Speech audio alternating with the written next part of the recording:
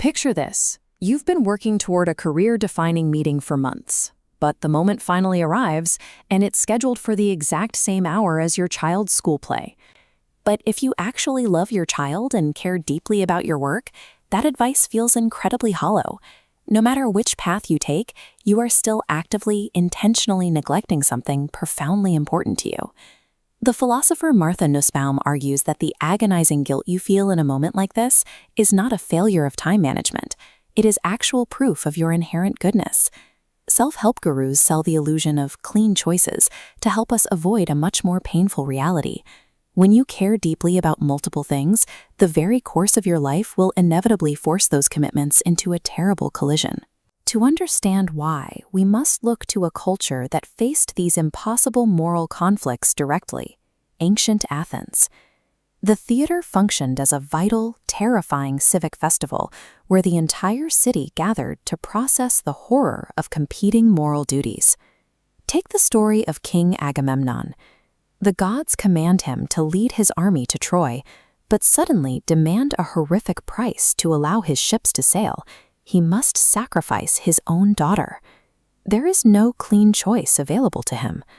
Whether you are a modern parent juggling a schedule or an ancient king leading a fleet, true devotion guarantees that you will eventually enter a situation where any action you take results in profound moral wrongdoing.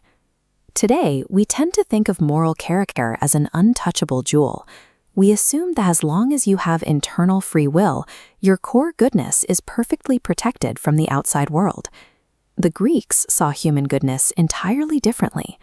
To them, a good person was more like a fragile plant. A plant has a definite structure, but it survives by extending roots and branches outward into things it cannot entirely control. Our moral lives are the same.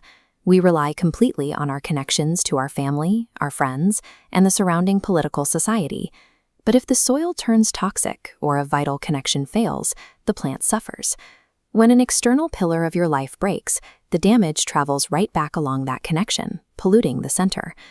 Achieving a genuinely rich, ethical life strictly requires opening yourself up to the risk of being shattered by forces completely beyond your control. You can see this absolute destruction of character in the tragedy of Queen Hecuba. She loses her kingdom of Troy, her husband, and her freedom to war, yet her internal moral compass remains perfectly stable through all of it. She finally breaks when a naked body is washed up on the beach. It is her last surviving child, callously murdered for money by her closest, most trusted friend. Hecuba's entire moral foundation relied on her ability to trust others.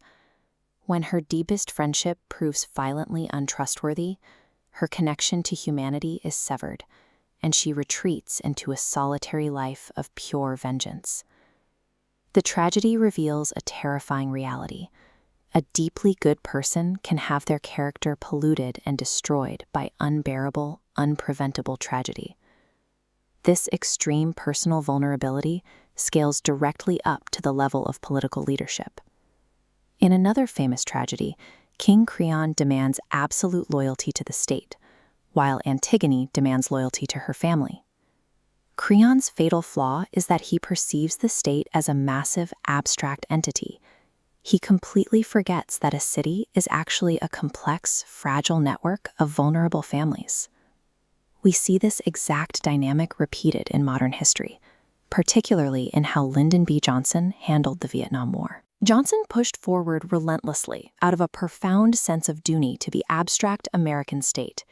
By refusing to look past the top-line national interest, he inflicted immense familial devastation that he failed to fully recognize until it was far too late. Treating human life as a broad abstraction strips leaders of their empathy.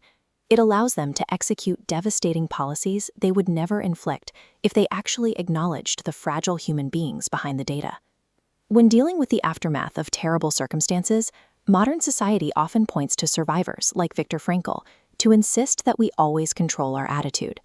We weaponize the concept of free will to demand that victims stay positive despite the horror around them.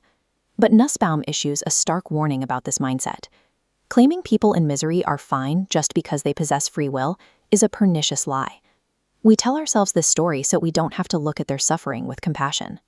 A healthy political society shouldn't act as a harsh judge of individual free will. Instead, it must act as a gardener, responsible for tending the soil, providing structural support, and nourishing the fragile plants living within it. To lead a good life, you must have the courage to remain completely open and vulnerable to the world. And it is the ultimate duty of our society to build institutions that protect you from being forced into soul-crushing moral choices in the first place.